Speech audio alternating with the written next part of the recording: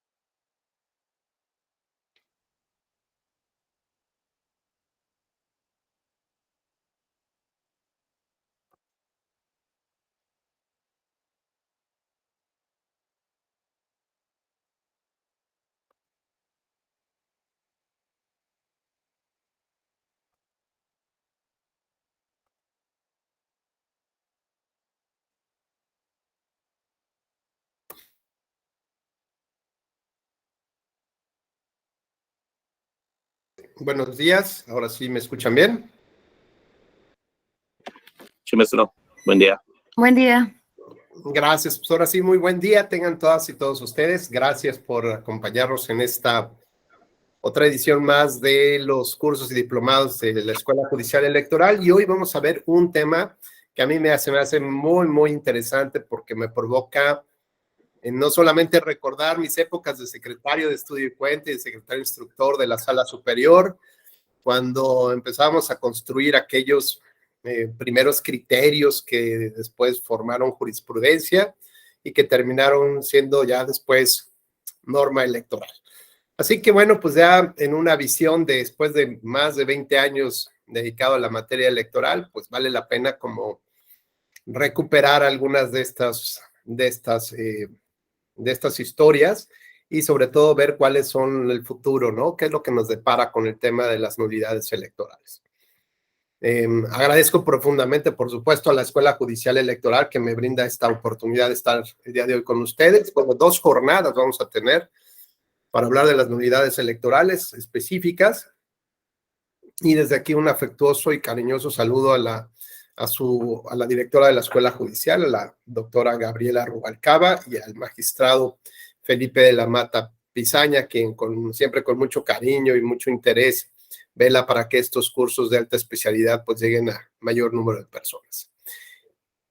También un saludo, por supuesto, al magistrado presidente del Tribunal Electoral, Reyes Rodríguez Mondragón, y al conjunto de magistradas y magistrados que integran las distintas salas del tribunal. Bueno, pues vamos a hablar del sistema de nulidades y particularmente de las nulidades específicas que establece la ley electoral y que nos va a dar como un poquito de idea para poder entender un concepto mucho más amplio que tiene que ver con la nulidad de las elecciones, con otros conceptos como la integridad electoral y con esta invalidez de las elecciones por violación a los principios constitucionales. Bueno, vamos a tratar de abordar este sistema de nulidades desde distintos frentes. El primero de ellos, pues en términos generales, ¿no? ¿Qué es lo que la ortodoxia nos ha enseñado acerca de lo que implica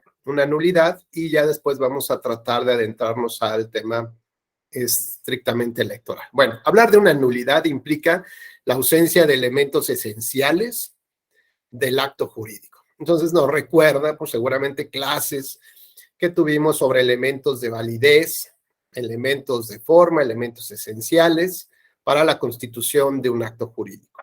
Y dentro de estos elementos esenciales, pues cada acto retiene, digamos, particularidades que requiere forzosamente para poder decir que debe de existir en la vida jurídica. De lo contrario, pues existirían irregularidades que o bien darían posibilidad a que las partes pudieran aceptarlo de la manera como surgió ese acto jurídico y pudieran, digamos, convivir con él de esa forma, ¿no? Es decir, que van revalidando por el tiempo, por la falta de impugnación o por la creencia de que las cosas van bien, pues ese acto jurídico. Sin embargo, hay otros que por su propia naturaleza, la falta de alguno de ellos, genera pues que por más que quieras aceptarlo, las cosas así no funcionan, ¿no? Que tiene una nulidad de pleno derecho. Es como si, digamos, vas a celebrar un acto de compraventa, por ejemplo, de un inmueble y lo celebras ante un de tránsito, ¿no?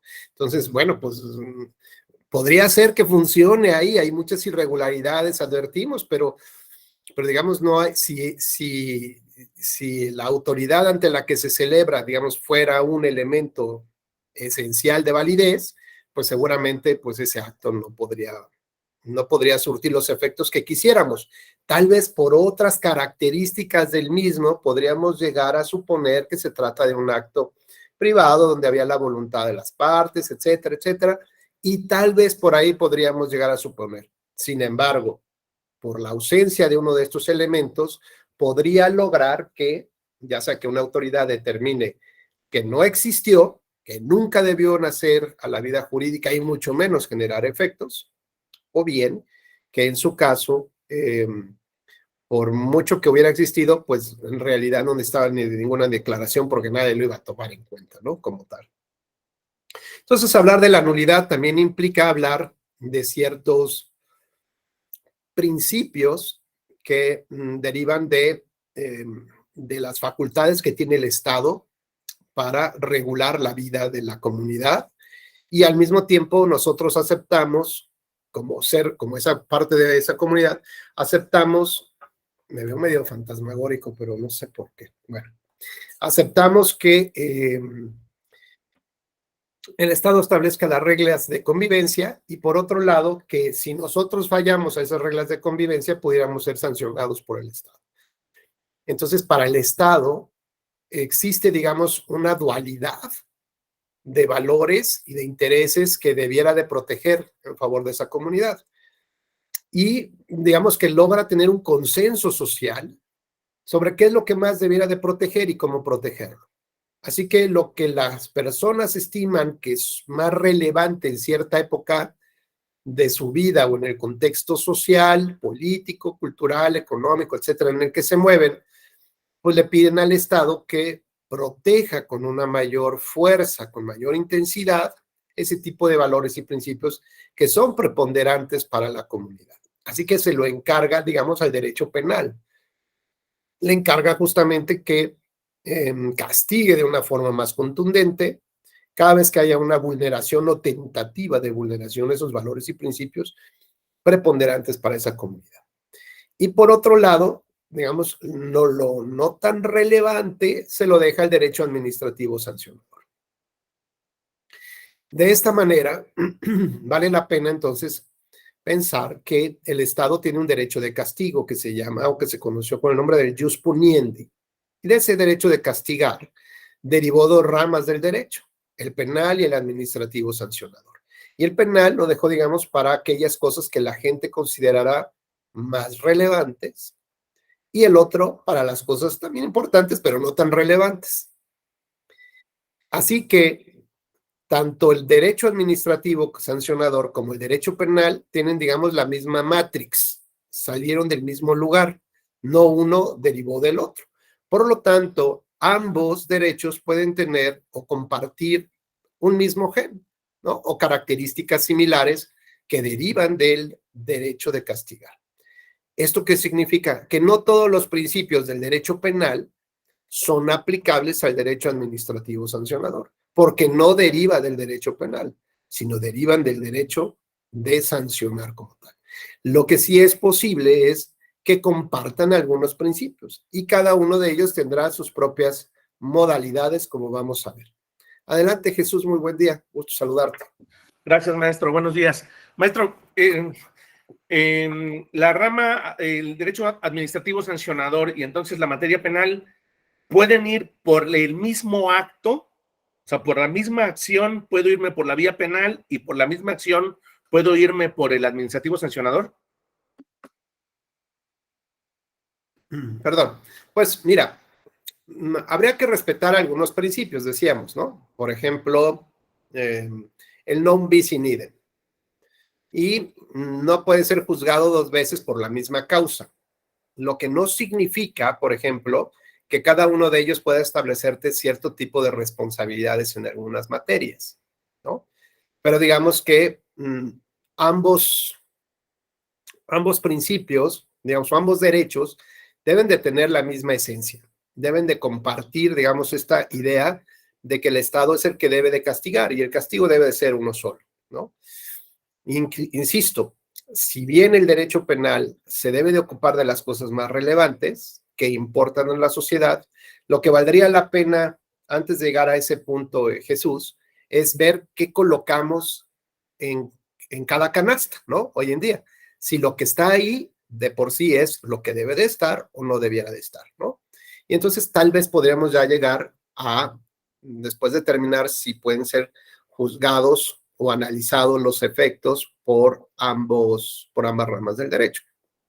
Y eso me obliga un poco a reflexionar cuál es el valor que le estamos dando a la democracia, ¿no? Entonces voy a aplicar un par de analogías para ver qué tanto pesa ¿no? ¿Qué tanto valor hoy debería de tener o le damos nosotros a la democracia, nosotros en este grupo, más allá de la comunidad? Que puede ser un reflejo justo, ¿no? De lo que está afuera. Y entonces, por ejemplo, yo me recuerdo del tema cuando inicia la pandemia, ¿no?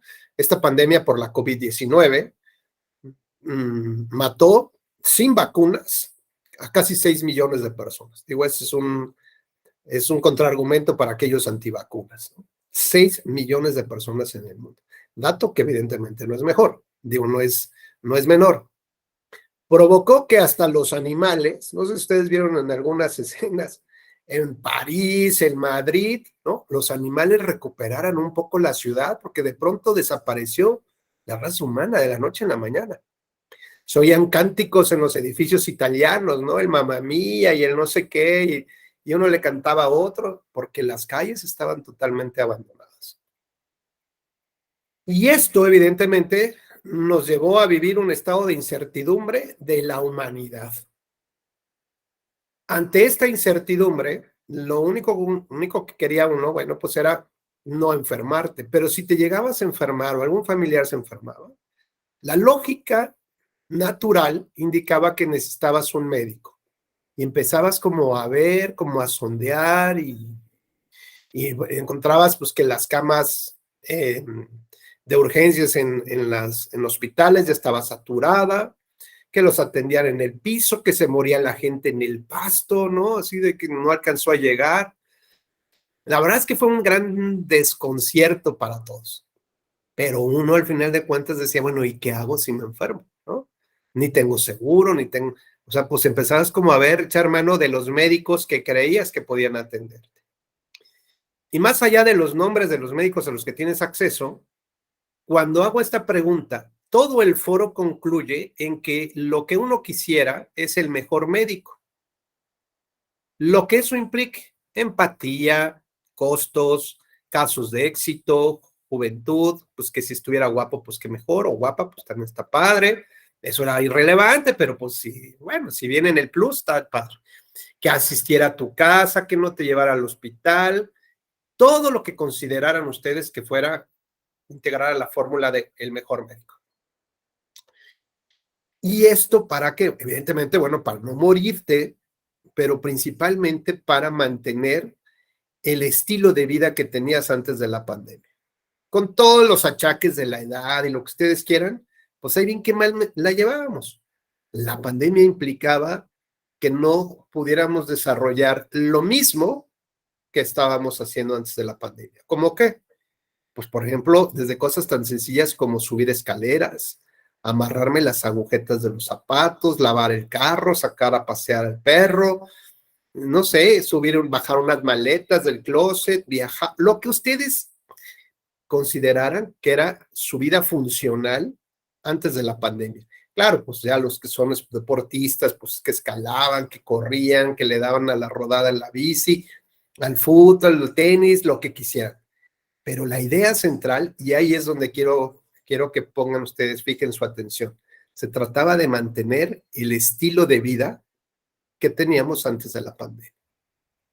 Y evidentemente bajo las mismas condiciones de salud, por lo menos.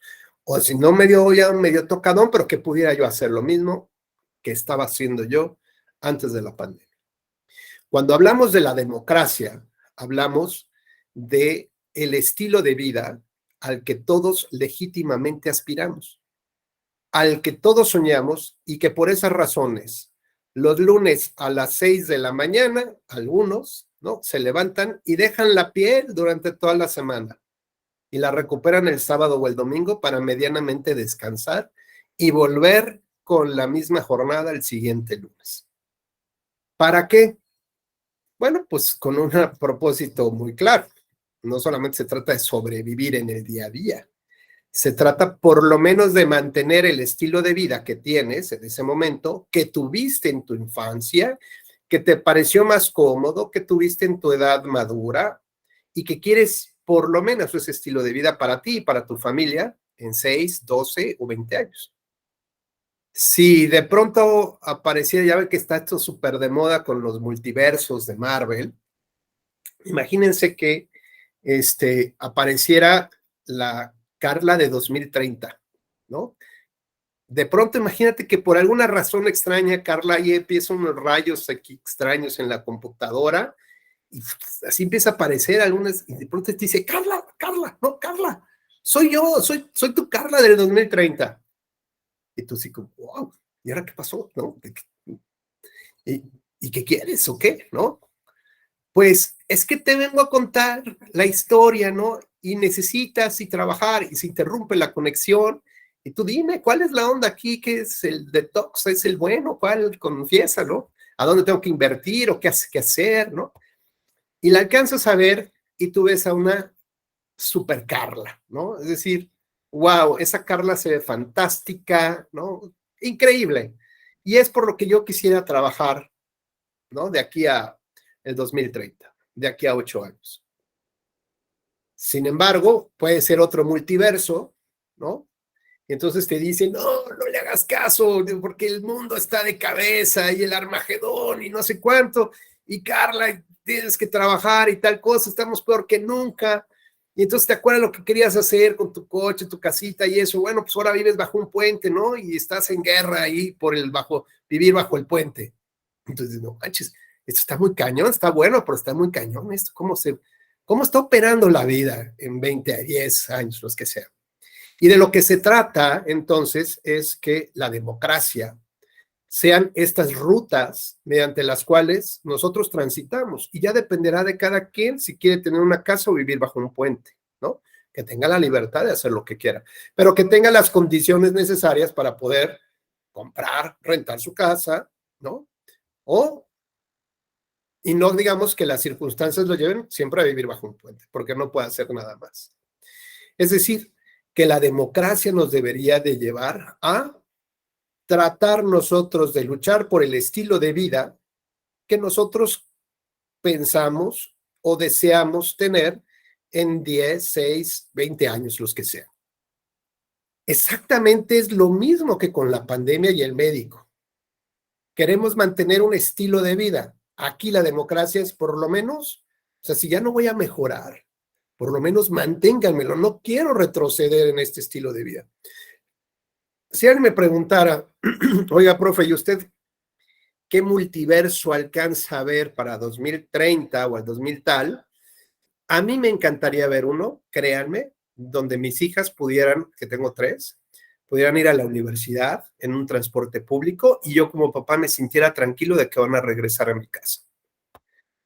De que en el trabajo no las van a acosar sexualmente, de que no las van a violentar, ¿no? O sea, de que van a tener una vida. Ese es el estilo de vida de Rubén que me encantaría. De verdad, me encantaría. Y yo sé que tengo que hacer muchas cosas para llegar a ese estilo de vida. Lo que yo no sé es si las rutas democráticas me permiten tenerlo o no tenerlo. Y para estas, digamos, para establecer quién construye, quiénes son los ingenieros, los operativos que construyen estas vías, pues son mis autoridades. Yo pongo lo que me toca a mí, pero ellos tienen que poner la autopista, la carretera. Entonces, cuando yo elijo autoridades, las elijo para eso. No las elijo para estar peor, ¿no? O sea, ¿quién va a elegir a alguien para estar peor? Nadie. El problema entonces es cuando ponemos en la misma balanza a la salud y la democracia.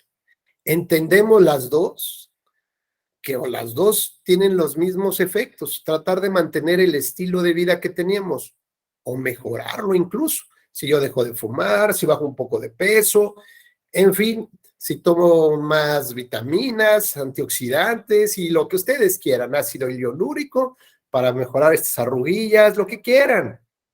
Bueno, la idea central es mantener por lo menos ese estilo de vida. Y que conforme va pasando la vida, bueno, pueda mantenerlo de la mejor manera posible.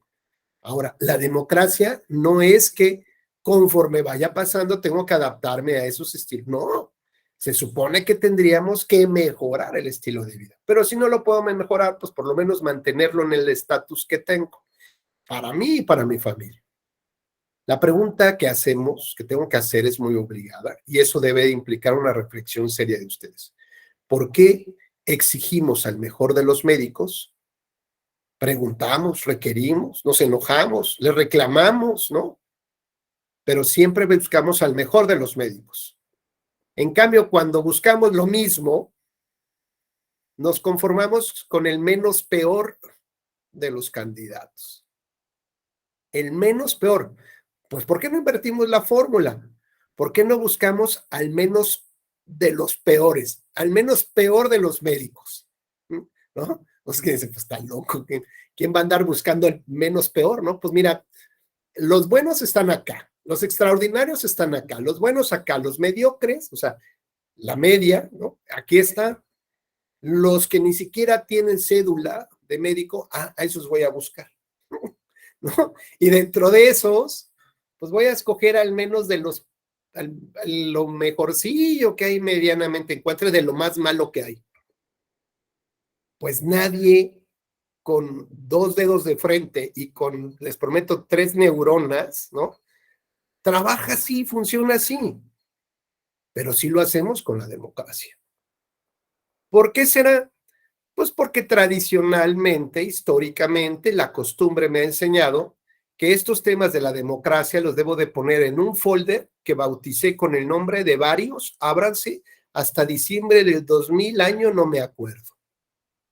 ¿Y eso qué significa?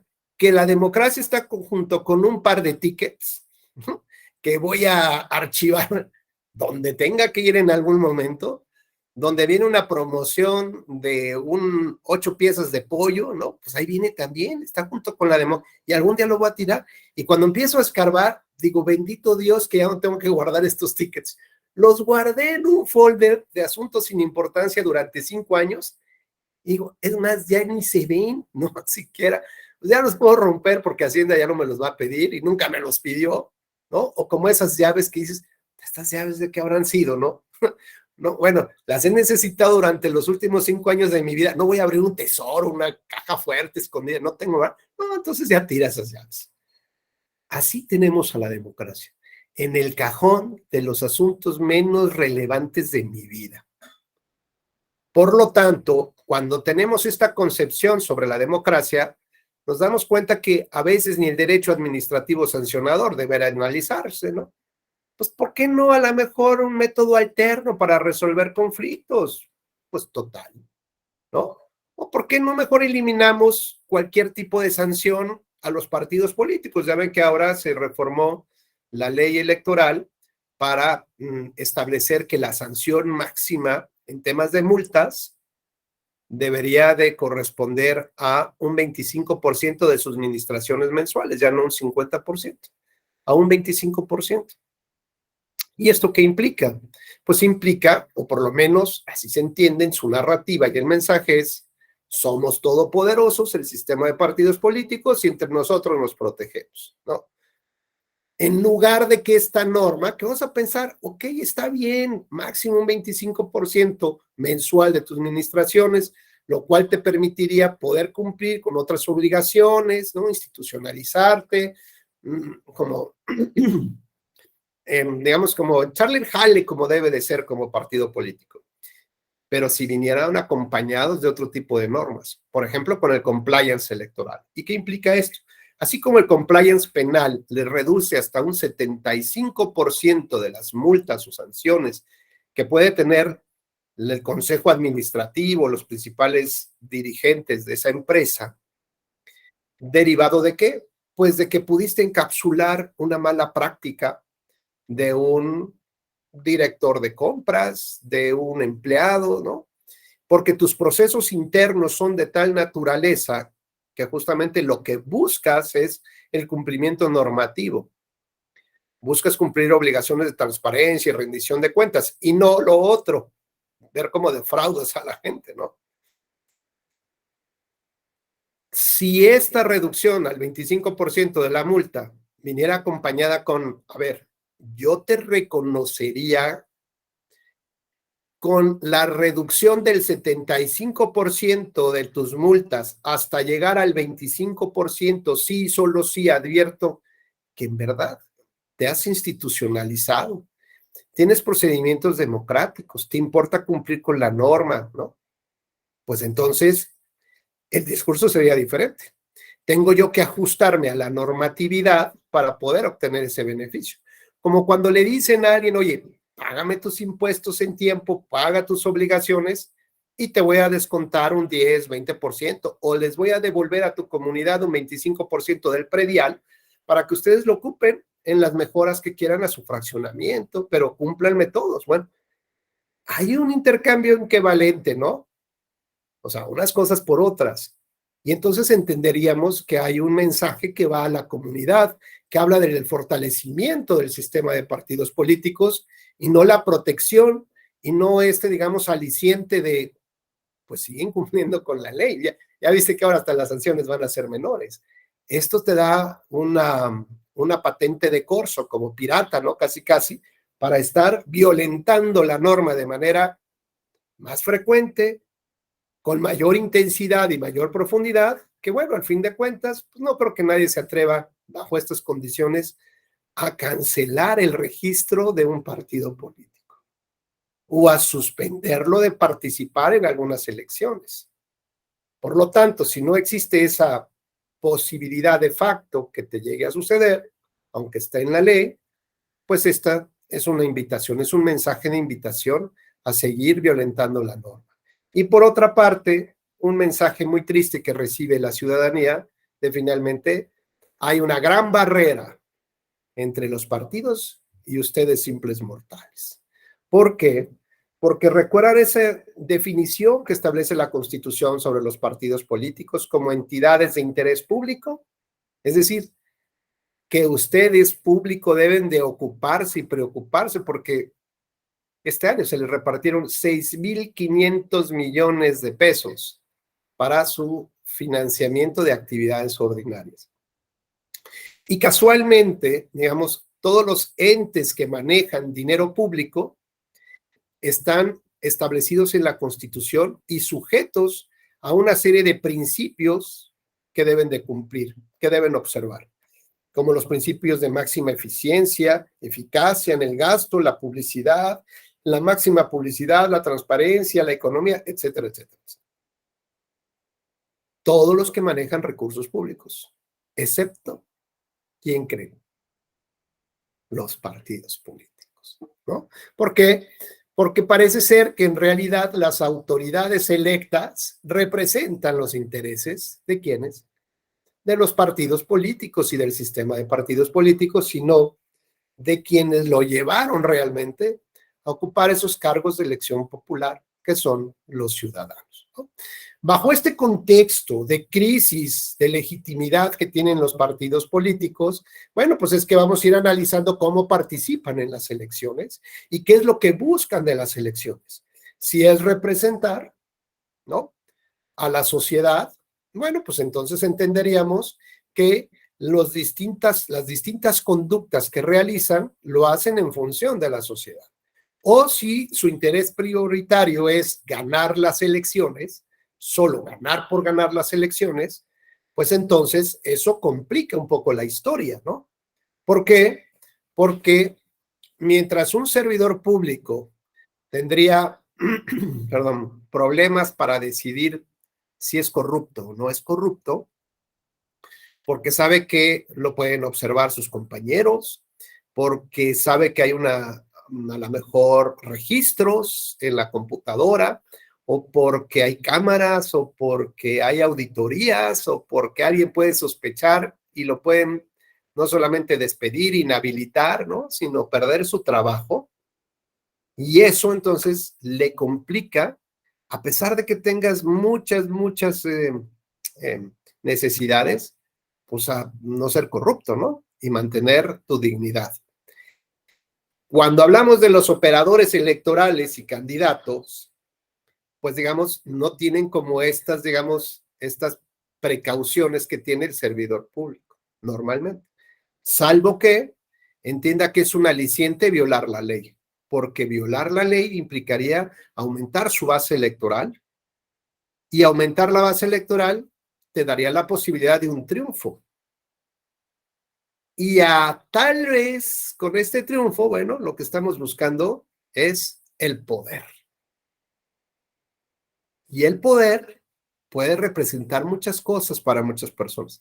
Así como la infección COVID puede impactar a cada organismo de manera diferente, y ahora lo llamamos long COVID o COVID persistente, con más de 200 síntomas reconocidos, pues dependerá de cada organismo en el que se hospede, cómo va a reaccionar. Lo mismo pasa con el virus del poder. Hay un personaje fantástico que me encantaría, me encantaría, por lo menos, déjenme ver si lo tengo así como a mano.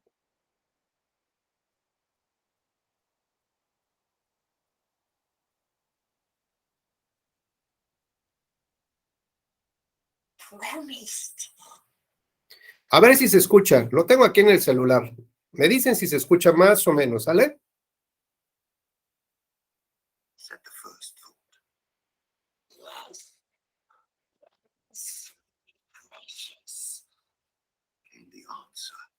We promised to save our precious nut, taking it.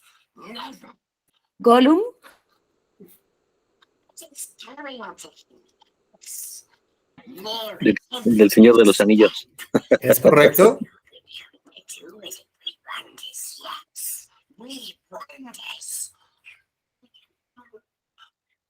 can't help it. Master's got it. Smeagol promised to help the master. Yes. He has to help the master. The master will be precious, but if we was master, then we can help ourselves. Yes, it's true. Promises.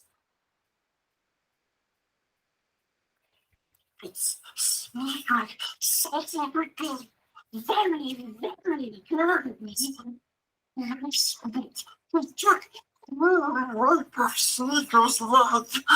He speaks nicely to me. Very, very good, oh my precious. Bueno, este ayer lo vi porque es el actor voice, ¿no? Es la persona que está haciendo las voces, tiene su micrófono, y la verdad es que es increíble este hombre cómo hace esta transformación de ese personaje en una misma escena, ¿no? Tiene unas altas, unas bajas, impresionante de cómo le va impactando el poder, ¿no? Entonces habla de su tesoro más preciado, ¿no? Pero al mismo tiempo hay algo que le dice: no puedes hacerlo porque te vas a volver tú como el maestro y tienes que cuidar al maestro. El maestro fue el que te ayudó, pero no me importa, ¿no? Sentir el poder. Y si ese poder, su tesoro más preciado, cuando hablamos del poder, el poder político, del poder público, implica matar a una candidata, lo van a hacer. Matar a un candidato a presidente de la República, lo van a hacer. Traer al crimen organizado con tal de ganar elecciones, lo van a hacer. Someter a las personas a las amenazas, a las compras de voluntades de su voto por 200 pesos, por una bolsa de despensa, por la promesa de un trabajo no permanente, por la promesa de que ahora sí la pipa de agua que estoy deteniendo desde hace 5 semanas, te la voy a liberar. Y si le meten 300 pesos más, le van a decir estos operadores electorales de tierra, le van a decir: y ahora arrodíllate. O sea, no nada más quiero tu voto, quiero ver tu dignidad en el suelo. Por 300, por 500 pesos más, por lo que sea. Ese es, digamos, un poco el panorama en el que estamos, complejo, sí, pero que al mismo tiempo nos debe de llevar a pensar cuál es el valor, insisto, que este grupo le da a la democracia.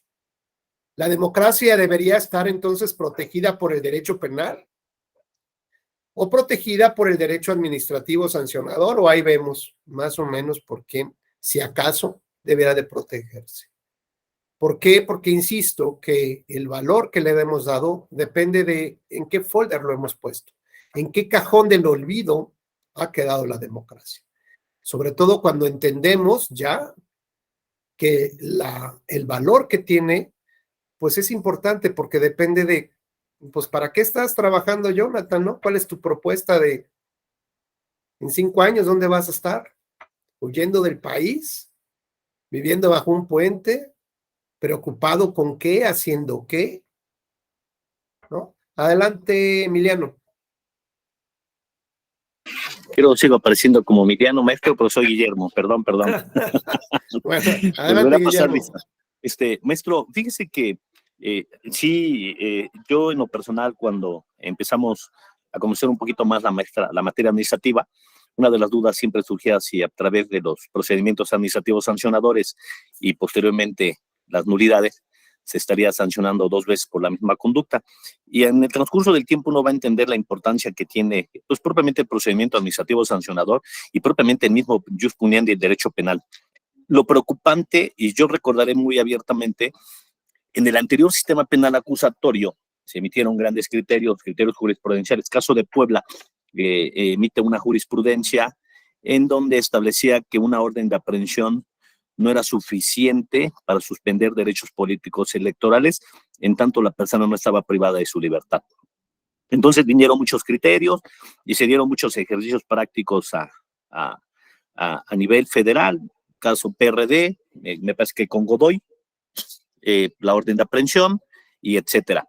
A mí lo que me preocupa ahorita con la nueva reforma en el nuevo sistema penal acusatorio, que si bien es cierto existe la figura de la prisión preventiva, también me ha tocado ver asuntos, y si usted me lo permite, me gusta también mucho el derecho penal, y a mí me preocupa mucho hoy ver en un proceso electoral a un presidente municipal, a un candidato a diputado, senador, gobernador, y bueno, ya ni digo presidente de la República, que pudiese ser llamado a imputación y vinculación y un juez de control le decrete prisión preventiva cuando el delito no la merita.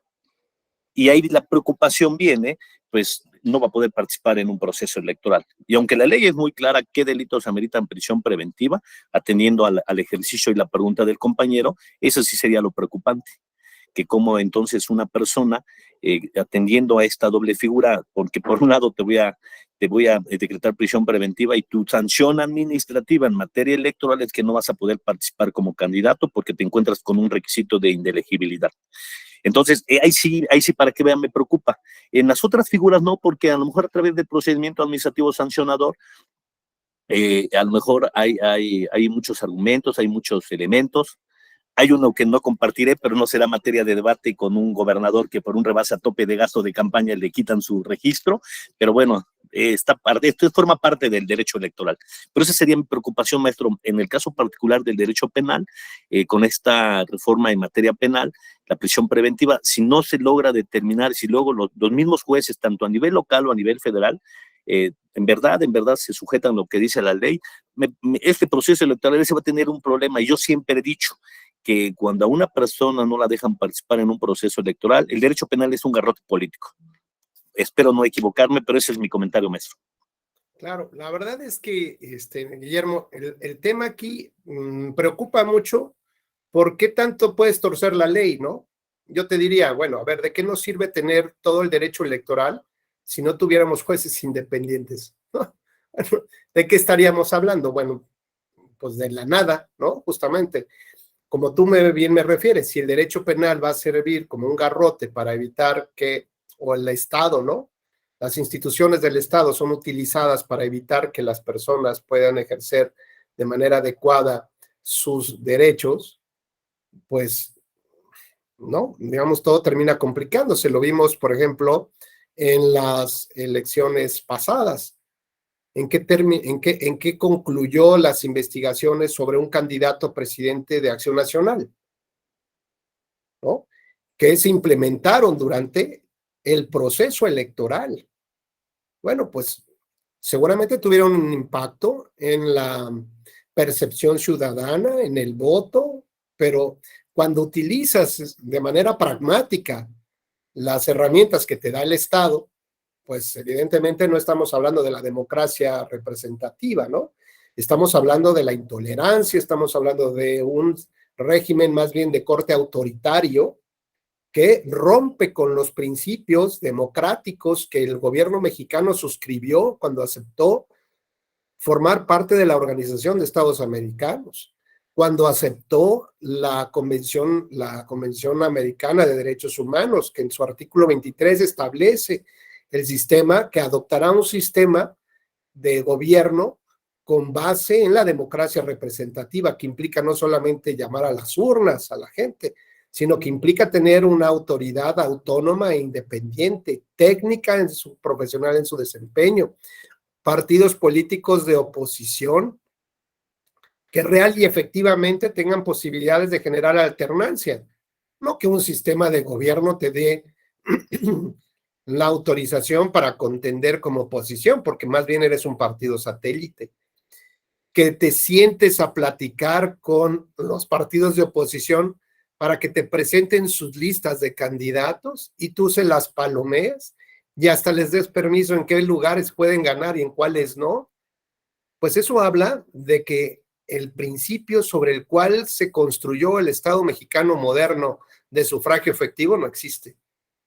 ¿Y por qué no existe? Porque el sufragio efectivo implica el convencimiento real y efectivo, valga la redundancia, de que tu voto puede transformar tu vida, tu historia, tu régimen, porque la propia Constitución así lo establece.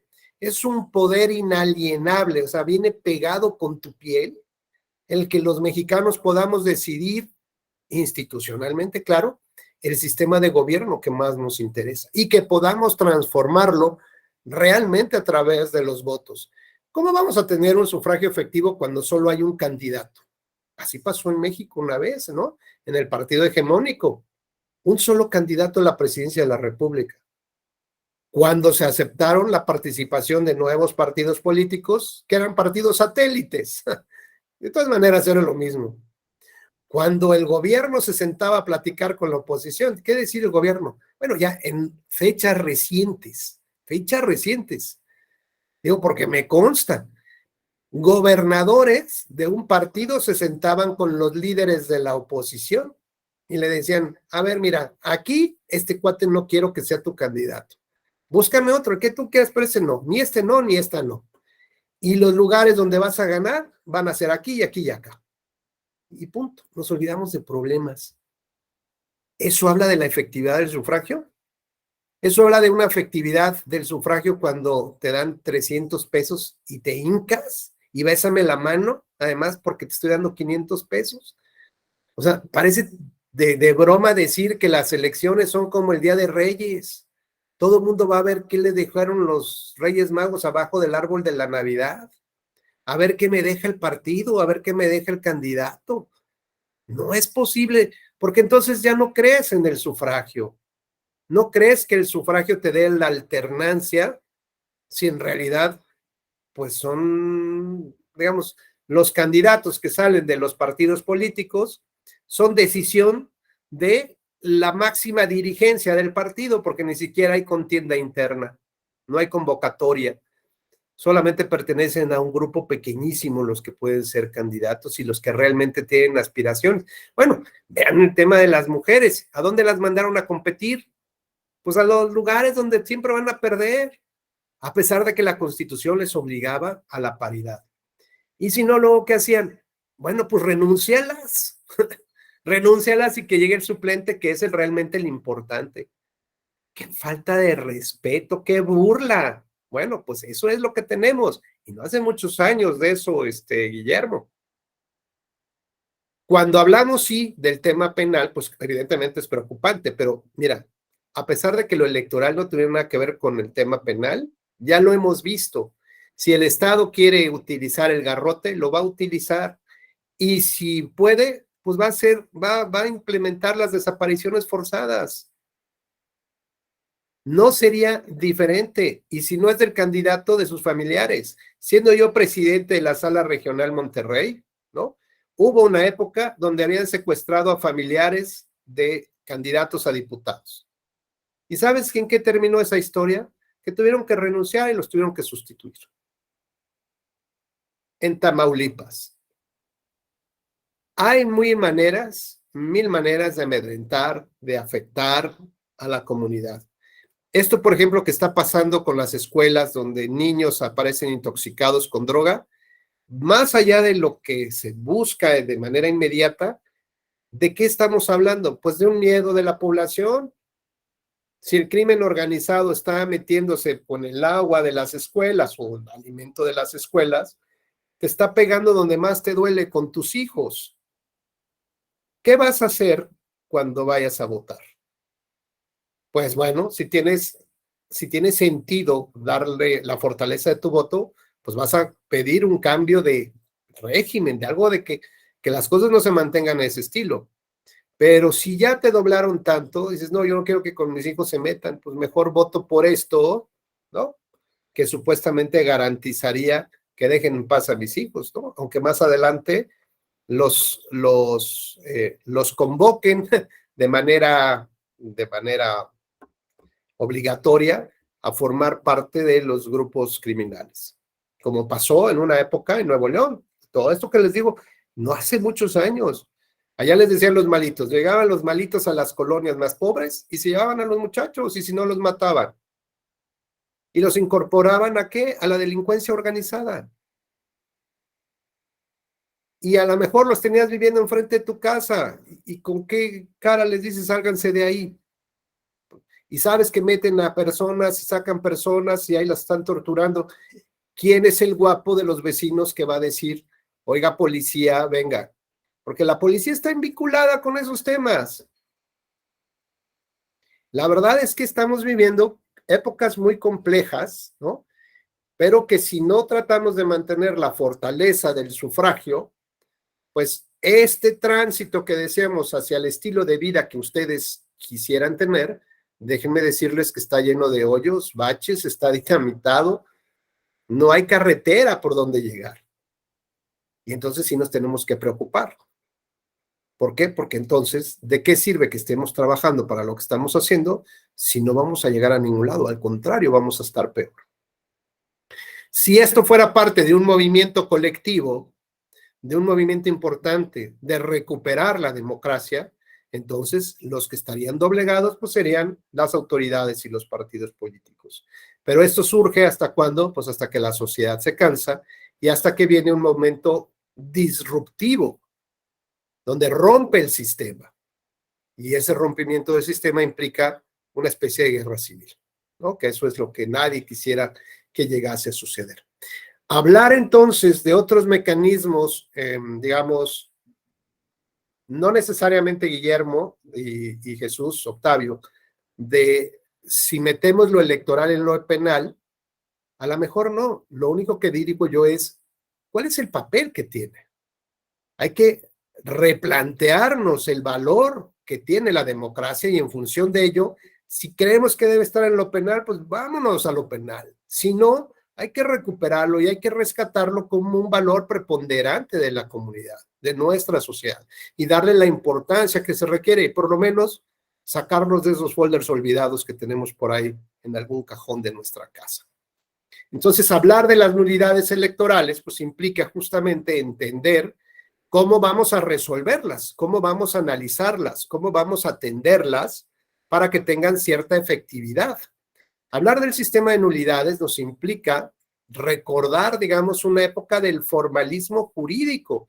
Esto es, cómo aprendimos el derecho, cómo se enseñó el derecho y todavía cómo se sigue enseñando el derecho y sobre todo cómo los jueces vislumbran el derecho.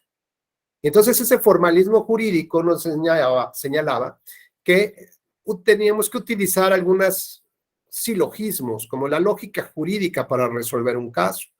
Y entonces confiábamos en su divinidad del señor legislador que nos decía cómo teníamos que operar, ¿no? En nuestra vida y establecía un conjunto de normas que eran reglas. Y eso constituía la premisa mayor. Después venían los hechos o los casos, ¿no? Los temas que estaban relacionados con el caso práctico y tratábamos de ver si cumplía con los extremos de la norma. Y si sí lo hacía, pues aplicábamos la consecuencia jurídica. Bueno, este sistema de nulidades se crea a partir de esa visión formalista del derecho. Por lo tanto, el legislador establecerá un conjunto de reglas o de extremos que deberían de acreditarse para aplicar la consecuencia que es la nulidad de la votación. Y entonces, fíjense bien, establece como primer regla que la irregularidad esté establecida en la ley. Es decir, habla del principio de reserva de ley. Si no está establecido en la ley, será otra cosa, pero no será nulidad. Primer requisito, que esté establecido y reconocido como nulidad en la ley. Segundo requisito, que esa irregularidad afecte a la democracia, a los valores y principios de la democracia. Segundo requisito. Tercer requisito, que esa afectación sea intensa, que sea grave, ¿no? Imagínense ustedes cuando van a la playa y dicen, voy a mojar los pies, ¿no? Dice, pues la olita está tranquila y de pronto, ¡boom!, viene una ola muy intensa y hasta lo revuelca, ¿no? Lo revuelca. Bueno, pues imagínense que así piden, no que nada más te moje los pies, que te viole un poquito, no, que viole fuerte. O sea, si hablamos de violación, imagínense, no, así chiquita la violación, no, que realmente sea durísima la violación. Y todavía pide algo más, que además de que esté establecida en la ley como nulidad, que vulnere los valores democráticos, que la intensidad con la que los afecte sea grave, y pide algo más, la objetividad, que se llama la determinancia, que haya trascendido al mundo real. Vamos a ponerlo en términos de violación. Imagínense la violación a una mujer. Que la conducta debe estar regulada en la ley, si no, será otra cosa y no será violación. Segundo, que afecte de manera grave los valores y principios, evidentemente, ¿no? Tercero, que la violación no sea nada más poquito, no, que sea una violación grande, profunda, ¿no? Y todavía que produzca un resultado en el mundo real, ¿no? Que quede embarazada. Si no quedó embarazada, no, pues no tampoco. Perdón por esta analogía tan absurda, pero para que nos demos cuenta, si la violación a la democracia es una violación chiquita, medianita, muchita, ¿cómo se mide la violación a los principios democráticos? Pues parece que el legislador, bajo esta idea formalista del derecho, nos hablaba de una diferente graduación de la violación a los principios democráticos. Y esto nos recuerda, hablar de los principios democráticos, nos recuerda, no sé si alguno ya habrá escuchado alguna conferencia que ha dado sobre el Jenga de los derechos humanos, pero si no, les platico de qué va. El Jenga es un juego que consiste o que tiene distintas, digamos, elementos que son unas fichas como de madera. No sé si alguno lo habrá jugado ya. Y lo que, digamos, la finalidad del juego es construir la torre más grande sin que ésta colapse, sin que se caiga. ¿Y cómo lo hacen? Pues van quitando, digamos, las distintas fichas que forman parte de los niveles del juego, las van acomodando en la parte de hasta arriba. Y eso implica que el jugador debe tener un entendimiento de los pesos, contrapesos, equilibrios, el peso que tiene el espacio vacío incluso, cuáles son las piezas que no deben de tocarse porque constituyen, digamos, la fortaleza de la torre. Y la finalidad es crecer más, avanzar más, como dice el artículo 1 constitucional, en su segundo párrafo. Al final dice, maximizar los derechos humanos. Es decir, ser creativos y darle más, subir al siguiente nivel sin que se caiga la torre. Y habrá posibilidad en que las fichas toquen a otras fichas, las de arriba, las de abajo, las que están a su lado, que implica el reconocimiento de cada uno de los derechos humanos que tenemos. Y habrá fichas que se encuentran hasta abajo, que son lo que le da la verticalidad a la torre. Hay jugadores que siempre, yo no sé por qué mañosos, siempre les interesa, vamos a mover tantito la de hasta abajo y la torre se hace así de, no se cayó, no pasa nada. ¿Y qué tal si la giramos un poco más la ficha de hasta abajo? Pues la torre peor, ¿no? Ahí está a punto de caerse. Ya, está bien, ahí la dejamos. Hay jugadores que siempre están tentados a ver cómo se mueve la torre, hasta dónde se cae, hasta qué punto se colapsa la torre. Esas fichas que no pueden tocarse se llaman dignidad humana, acceso a la justicia con jueces independientes, se llama democracia participativa, y podemos ponerle algunas otras nombres más a esas fichas si queremos.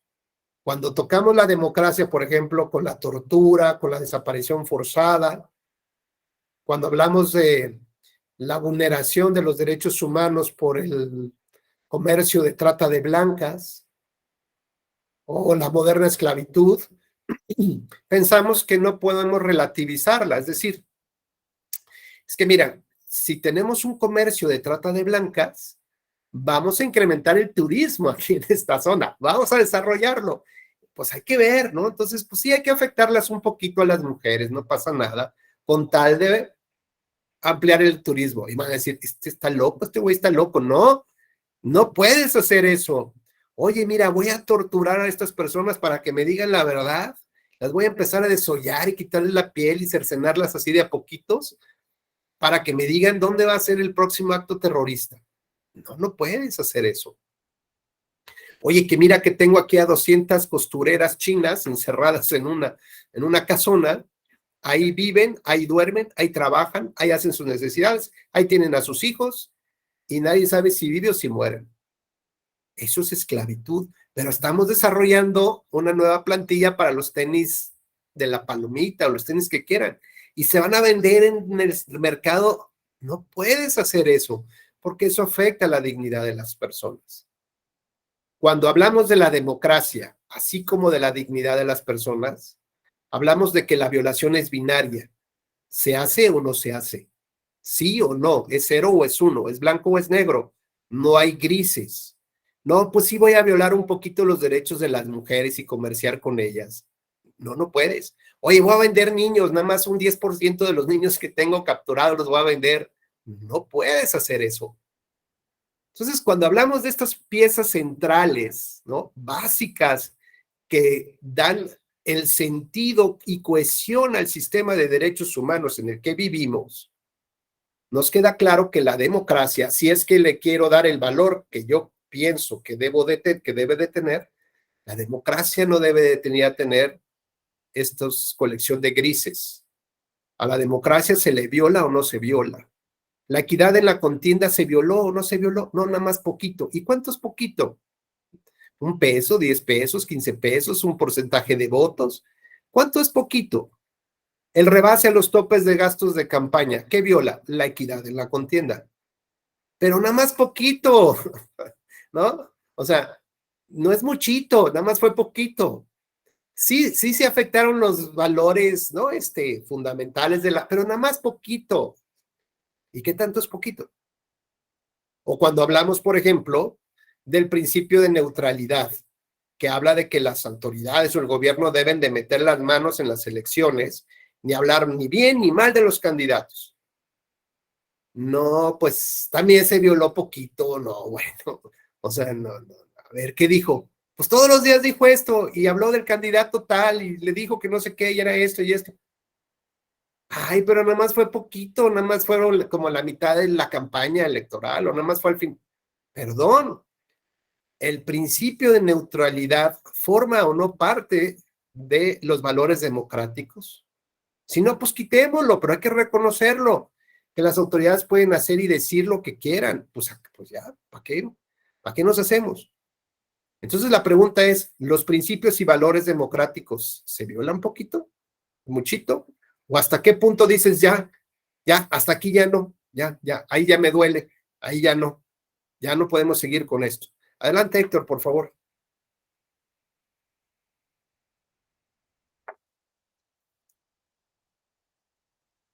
Usted habla de... ¿Sí me escucha? Ahí ya te escuchamos bien. Adelante. Voy a quitar mi cámara entonces para que no se corte. Ahorita que usted hablaba de que se viola poquito o mucho, me recordé del asunto de ahorita de la elección del estado de Hidalgo. Yo soy del estado de Hidalgo, con la elección de gobernador, fue impugnada y todo eso, entonces hubo violaciones a los principios rectores, y uno de los principios era el principio de neutralidad, precisamente, donde las autoridades no pueden meter mano a la elección. Y hubo un juicio electoral en donde se acreditaba que hubo funcionarios de ciertos niveles y gobernadores que habían intervenido en el proceso electoral violando ese principio de neutralidad. Pero cuando llegan a la sala superior, la sala superior dice, ¿sabes qué? Pues sí, fue, pero no fue muchote, ¿no? Fue poquito, ¿no? Entonces, eso es algo que me llama mucho, o sea, a ver, es la violación a un principio rector, o sea, ¿no? Para buscar, estás violentando la neutralidad, ¿no? Entonces, ahora todo el mundo va a querer hacer eso porque tú dijiste que nada fue tantito, o sea, no fue muchote, sino fue tantito, y ese principio rector, pues ya va a quedar en una vulnerabilidad porque no hay esa seriedad de decir, es un principio rector de la democracia, por lo tanto, deberías de anular la elección, ¿no? Ah, no, pero vamos a ver qué tanto afectó. ¿Fue poquito o fue mucho? Entonces, eso es algo que cuando yo escuché la resolución de la sala superior, pues entró ese dilema en decir, bueno, entonces, ¿por qué estudio? ¿Por qué me enseñan que los principios rectores no se pueden violar, ni tantito ni poquito? ¿Y por qué hoy me sale? Aunque me digas que no fue determinante, no es que no haya determinancia, sino que es una violación a un principio rector de la democracia. Entonces, ahorita me acordé de eso y sí me llamó mucho la atención, maestro. Gracias, Héctor. Pues mira, hay que recordar un poco lo que yo decía. La visión del formalismo jurídico con la que se creó la ley, así lo estableció. Es decir, que para que puedas anular una votación o una elección, primero que nada, la conducta que criticas o cuestionas debe estar reconocida en la ley como atentatoria contra esos derechos o contra esos valores y principios, y que tenga la característica de poder llegar a ser declarada, si se acredita, declarada la nulidad de la votación o de la elección. Segundo, que ese reconocimiento de afectación de los derechos, de los valores y principios democráticos, sea calificado como grave. Es decir, el propio legislador estableció eso. ¿Por qué insisto? Porque veníamos de esta visión del formalismo jurídico. Hoy, nuestro propio artículo primero constitucional nos dice que tenemos que atender todos los casos poniendo en el centro del debate al ser humano. Lo voy a poner en este ejemplo. Ojalá me dé yo a entender. Imaginemos que hay una denuncia en contra de una persona y es una denuncia por una conducta que se puede calificar como penal. Entonces, el Ministerio Público recibe la denuncia y ve qué elementos mínimos hay para medianamente ver si hay posibilidad de abrir una carpeta de investigación, con lo que implica utilizar recursos del Estado para investigar. Abre su carpeta de investigación. La persona que está siendo investigada se entera que pues están grabando la información, sus llamadas, su WhatsApp, que están haciendo visitas ahí a su casa, ¿no? Así como muy sospechoso todo. Se entera que ya lo están investigando. Solicita tener acceso a la carpeta de investigación. Entonces, pues a ver de qué se trata, por qué me investigan y yo quiero cooperar para resolver este tema. Y el Ministerio Público pues le dice, no te voy a dar acceso a esa carpeta. ¿Por qué no? Pues porque va a interrumpir la secrecía de la investigación y podrías hacer que desapareciera el objeto mismo de la investigación. Tienes razón, ¿no? Bueno, se la niegan. El juez de distrito, después de un amparo indirecto, al que se le solicita esta persona que tenga acceso a la carpeta de investigación, tiene dos opciones, Héctor. La primera es analizar el caso en términos de la justicia penal, es decir, de las instituciones penales, de las instituciones de investigación, del principio de la secrecía, de cuál es el papel que debe desempeñar el Ministerio Público, cómo debe de consignar o tener su investigación para llevarla al juez de control, ¿no? Todo ese proceso. Esa es la primera visión que tiene. Una segunda visión es desde el campo de los derechos humanos. A partir de la primer acto de afectación a un derecho humano, el juez debería de permitir el acceso a la carpeta.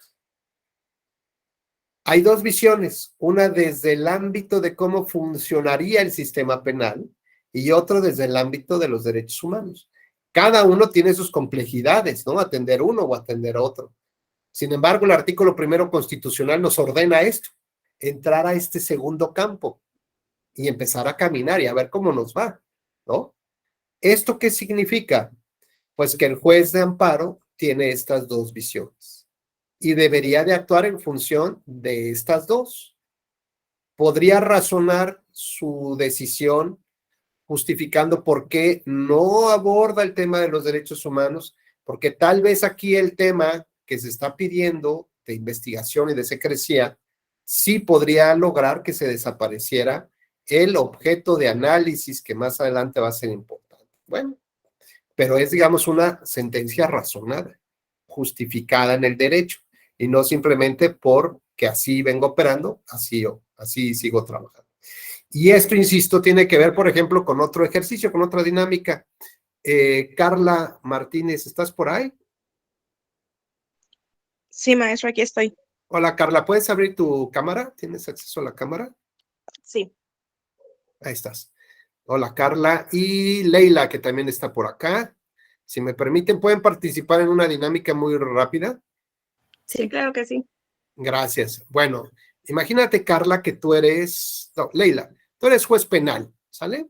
Eres una jueza penal y ahorita el caso que se te presenta tiene que ver con un delito de homicidio. ¿Estamos? Bueno, para los que ya hayan escuchado esta dinámica, bueno, pues ahí me ayudan, ¿no? Habrá otros que no, pero bueno, ahí me ayudarán en esto. Entonces, a ver, Leila, si tuviéramos la posibilidad de usar una regla que va del 1 al 9, en realidad va del 1 al 10, pero significa, esta regla es el grado de convicción que tiene el juez para resolver el caso. Es decir, ¿qué tanta confianza y creencia tienes que esa persona es culpable? 1, tienes muchas dudas, o sea, prácticamente a cualquier persona que atraparon en la calle, ¿sí?, lo están culpando. 9 es que casi tienes todos los elementos para decir que esa persona es culpable. No tienes el 10 porque tú no estuviste presente, ¿verdad? En ese momento del homicidio o en el que se ordenó un homicidio a otra persona. Ese es, digamos, un pequeño margen entre el 9 y el 10.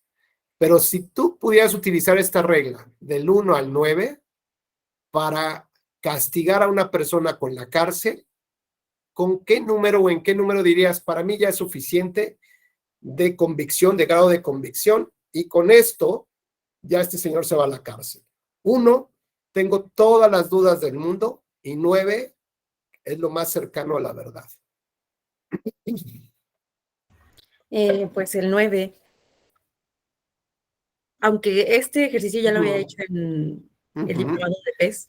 Ayúdanos, por eso entonces ayúdanos a llevarlo. Más o menos el 9, aunque exista la otra posibilidad de ese 1, que sería ya máximo, pues te vas por lo que es más, ¿no? O sea, ponderas de que estás casi ya súper seguro de que es culpable en este caso, digamos. Correcto. Entonces, digamos que esto se llama, esta regla se llama estándar probatorio.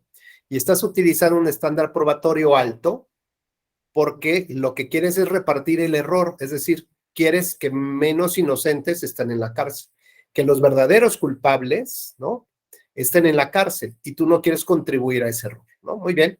Gracias, Leila. Y ahora, Carla, imagínate que también eres jueza penal, pero estás analizando un caso igual de un homicidio de una niña de 7 años que pertenece a una comunidad indígena que tiene una condición de vida con la que no puede moverse, no puede correr, no puede gritar, y la persona que la asesinó primero la violó, y esta persona que la violó y la mató pertenece, digamos, a, no sé, a un destacamento militar, ¿no? Y además en este despoblado, pues hay una base militar, ¿no? Con lo que eso implica, ¿no? Entonces, estamos hablando de temas que están relacionados con el feminicidio, por ejemplo.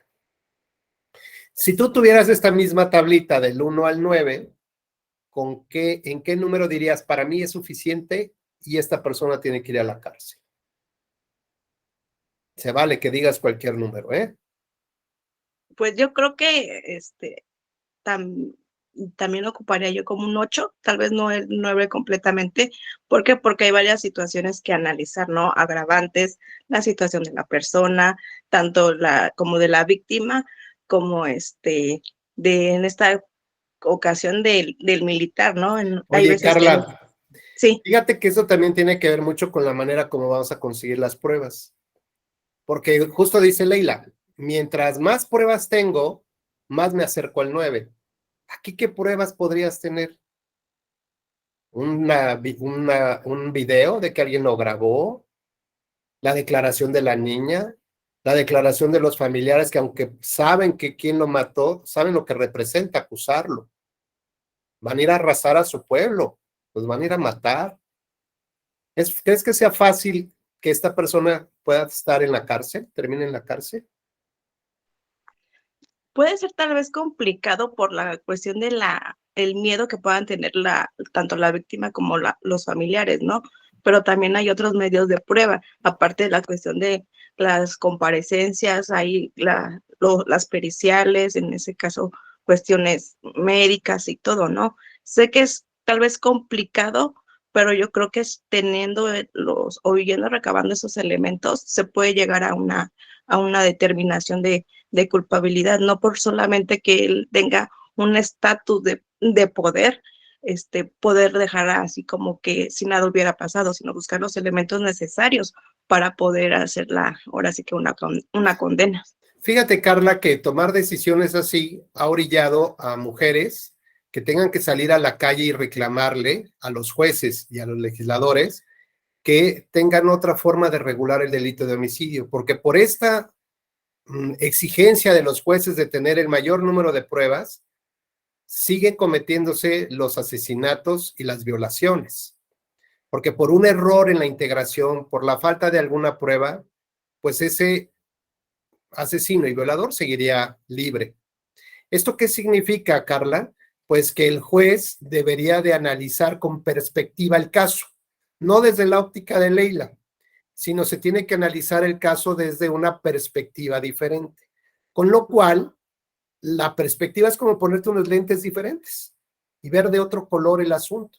Entonces, desde esa perspectiva diferente, puedes ver de otra manera el caso, entendiendo a la víctima y entendiendo al victimario, entendiendo las circunstancias y la facilidad de conseguir las pruebas o no. Porque no es lo mismo, por ejemplo, pues que hayan asesinado a un empresario que hayan asesinado a una niña indígena que no puede ni hablar, ¿no? Que fue violentada. Entonces, ¿esto qué significa? Significa que debemos de juzgar con estándares probatorios diferentes. Mientras el de Leila exige un estándar probatorio alto, en tu caso deberíamos de exigir un estándar probatorio flexible. Tú empezaste a flexibilizar, dijiste, con el 9 no me quedo, yo con el 8, y a lo mejor si le rasco y te empiezo a convencer un poquito más, estaría casi seguro que con un 6 lo metes a la cárcel, Carla. ¿Sabes por qué? Porque hay otro conjunto de valores y principios que no estábamos analizando en el caso de Leila, pero sí los estamos analizando aquí. ¿Eso qué indica? Que el juez sí puede modular el estándar probatorio con el que juzga.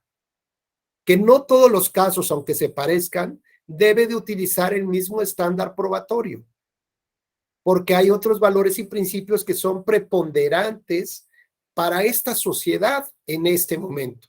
Y en tu caso, que dijeras, bueno, pero ¿cómo voy a juzgar? ¿Me voy a meter a la cárcel con un 6? Bueno, entre el 6 y el 9 hay un mayor margen que entre el 8 y el 9, o entre el 9 y el 10. Pero esa distribución del error implica un mensaje justificado para decirle a la sociedad, esta autoridad no va a permitir que se sigan violentando los derechos de las mujeres ni de los niños. Y así le digas, quítame esta paja de este ojo, para mí con eso casi sería suficiente para que estés en la cárcel. Entendemos que la distribución del error es mucho más grave. pero con esos abarcamos a más personas y con eso seguramente los culpables estarán en la cárcel y no estarán libres. Son dos formas de juzgar que el derecho permite y acepta, ¿correcto? La diferencia está en la manera como justificamos el estándar probatorio, dependiendo de la dificultad de obtener las pruebas, dependiendo de los valores y principios que quisiéramos rescatar. Por ejemplo, si hablamos de la violencia política por razón de género, que seguramente lo han escuchado en algún foro, ¿qué implica? Que el violentador escoge el espacio para violentar, donde no hay pruebas, ¿no? Donde no quedan evidencias. Y para una mujer, a la autoridad violentando, el valor probatorio que tiene su declaración es altísimo. Ella prácticamente no tiene que probar, porque los lentes de perspectiva con los que se está analizando el caso dicen, oye, está en chino que ella pueda probar la violencia. Mejor revertimos la carga probatoria, le damos un valor probatorio a su declaración altísimo y la otra parte es quien tendría la obligación de probar que no violó, que no violentó.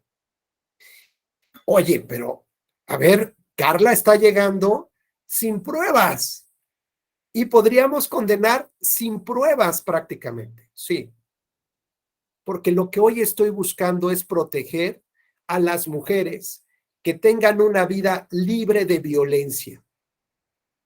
Y si eso implica llevarme entre las patas a mucha gente, me la voy a llevar para que la sociedad entienda de una vez por todas que no podemos violentar a las mujeres. ¿Queda claro? Ah, bueno, pues está bien. Si es así, está bien, ¿no? Pero ¿cuál es el estándar probatorio con el que estás juzgando en violencia política de género?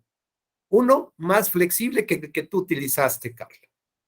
Porque si no, sería una invitación a seguir violando a las mujeres, violentando a las mujeres, porque sabemos que por algún pequeño margen, error en el procedimiento, en la investigación o en las pruebas, va a salir libre. ¿Y eso qué dice? Pues ahora voy por dos, no nomás por una, porque ya sé cuáles son los límites de la autoridad y ahora voy a violentar a 2, a 3 o a 4, porque la autoridad nunca me va a castigar. Siempre va a haber un pequeño defecto para alcanzar ese estándar probatorio válido que estableció Leila para otros casos. Entonces vean cómo temas similares requieren estándares probatorios diferenciados, dependiendo del sujeto al que se violenta, dependiendo del derecho humano que quiero proteger, de la relevancia que le estoy dando a ese derecho, como la democracia, o incluso dependiendo de la facilidad para conseguir las pruebas o no. Si esto lo pusiera yo en otros términos, gracias por tu participación, Carla y Leila, gracias. Si lo pusiera yo en otros términos ya electorales, por ejemplo, podría hablar de la nulidad de la votación por error aritmético en las actas.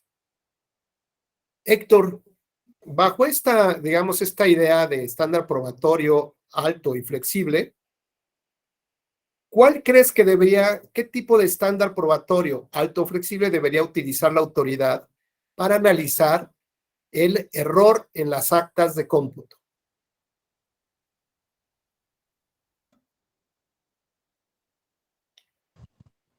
Descartando el derecho a la voluntad del ciudadano.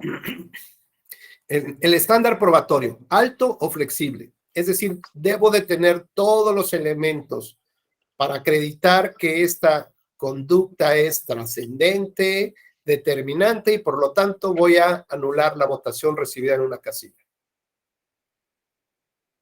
El estándar probatorio alto. Alto. Y la razón es muy sencilla, Héctor. Lo respondiste muy bien. Porque todos los elementos están dados en el expediente. Yo no tengo que aportar nada. La autoridad es la que presenta el expediente. Yo no tengo que conseguir más que así pues, alguna copia, razonar alguna cosa. Todos los elementos de prueba están en el expediente. Todos los elementos de prueba son objetivos. Son números, son matemáticos, es una suma y una resta. Están incluso las listas nominales de electores que ahí se pueden contabilizar, quién votó y quién no. están los sobres con las boletas, todos los elementos son objetivos y están en el expediente. Ahora, Carla, si yo hablara de la nulidad de votación recibida en una casilla por compra de votos, ¿qué tipo de estándar crees que deberíamos utilizar, Carla? ¿Un estándar probatorio alto o flexible?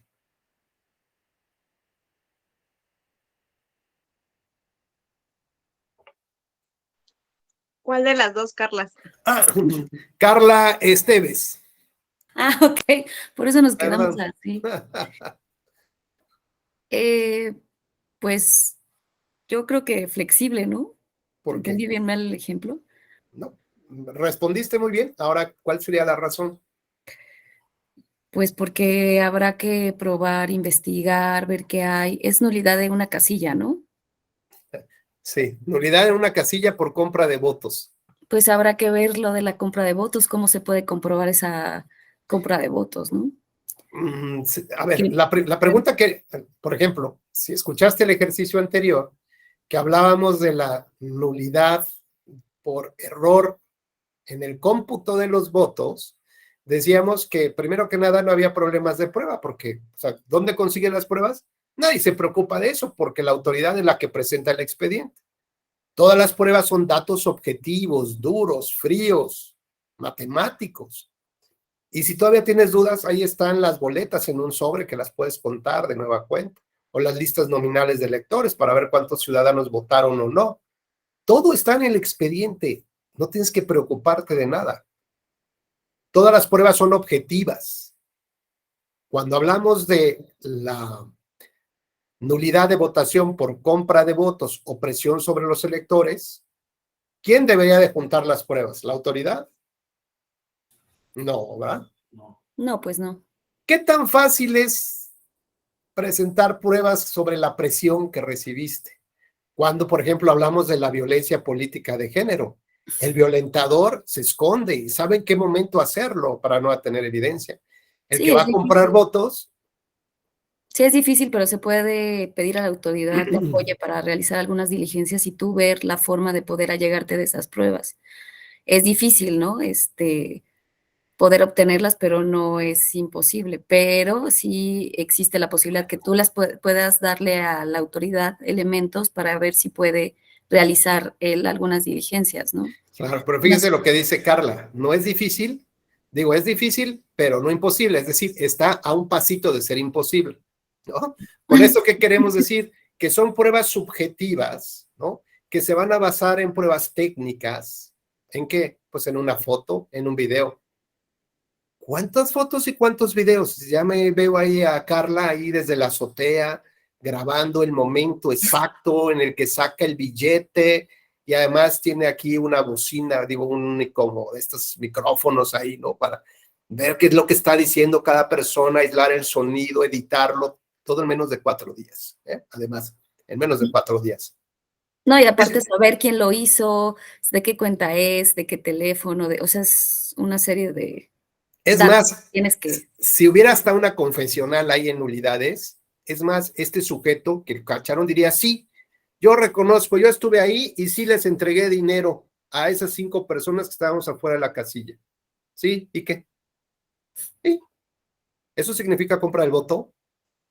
¿Qué no, No. saben que jugamos una apuesta entre el Puebla y el América, ¿no? Y perdí, pues entonces, como sabíamos que íbamos a vernos al votar, quedamos de vernos a las 9 de la mañana, pues ahí yo le estaba pagando porque perdí la apuesta. Estos hechos que pudieran estar probados difícilmente, como dice Carla, ¿no? O sea, mega difícil, pero vamos a suponer que genera toda una estructura maravillosa para conseguir las pruebas, ¿no? Con todos los recursos tecnológicos que seguramente tiene la ciudadanía, consigue las pruebas con circunstancias de modo, tiempo y lugar para tratar de acreditar la entrega del dinero en el momento afuera de la casilla el día de tal, y dice, este cuate, sí, yo era, pero estaba pagando una apuesta. ¿Quién comprueba? ¿Quién dice que en realidad era para comprar el voto?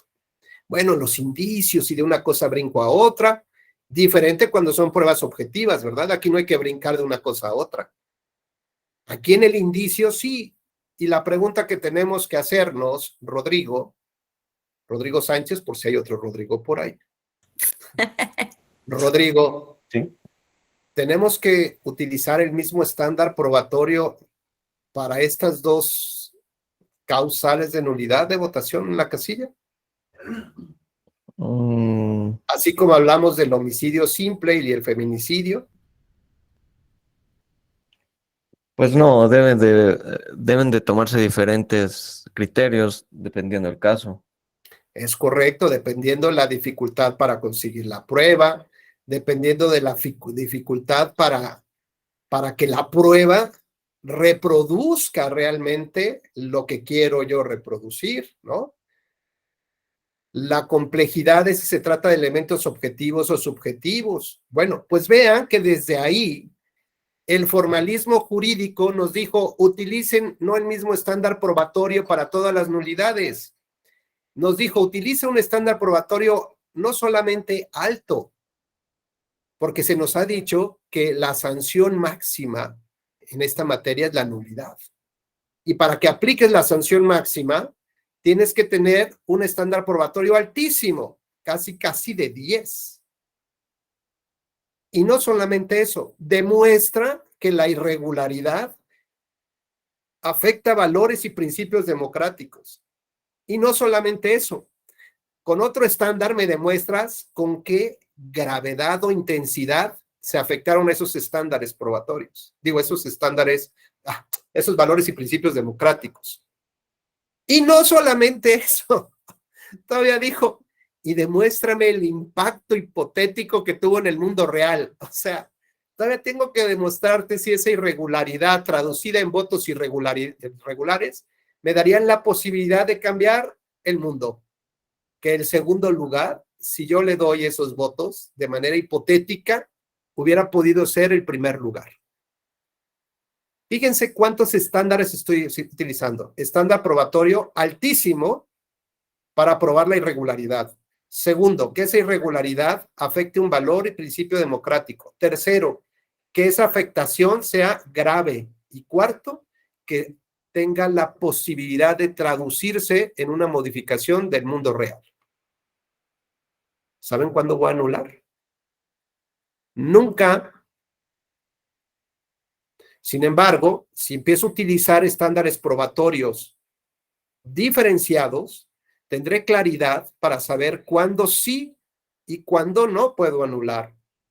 O por qué sí o por qué no. En qué momento genera convicción suficiente en el juez para llegar a anular. No hace mucho también se anuló, creo que la elección de Tlaquepaque, ¿no? Si mal no recuerdo, en Jalisco. ¿Alguien recuerda los antecedentes o de qué se refería ese caso?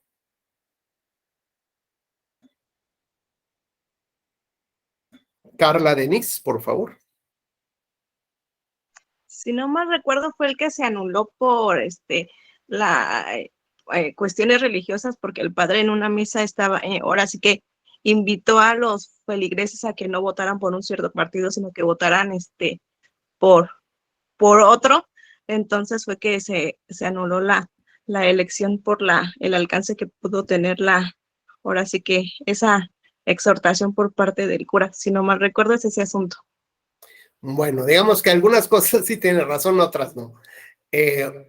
Uno fue un comunicado por redes sociales, no fue en misa, sino fue en redes sociales, que subió ahí un tuit y que dijo que si seguían votando por ese partido, pues no se iban a ir al infierno, pero pues iban a tener su pedacito en la tierra, ¿no? Casi.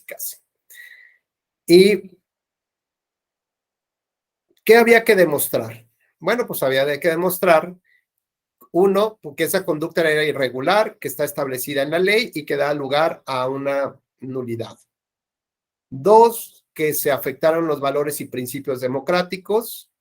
Tres, con qué intensidad se afectaron, es decir, cuál fue la gravedad que se dio. Y cuatro, que hubiera una traducción de esa irregularidad en el mundo real, es decir, que de no haberse dado eso, hubiera cambiado la historia de las elecciones, ¿no?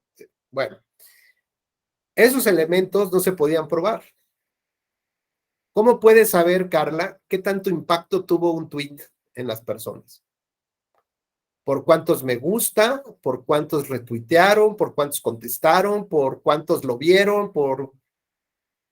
¿No? ¿Qué tal si los que lo vieron, pues ni siquiera tenían credencial de lector, ni siquiera estaban en ese lugar donde pudieron haber en Tlaquepaque?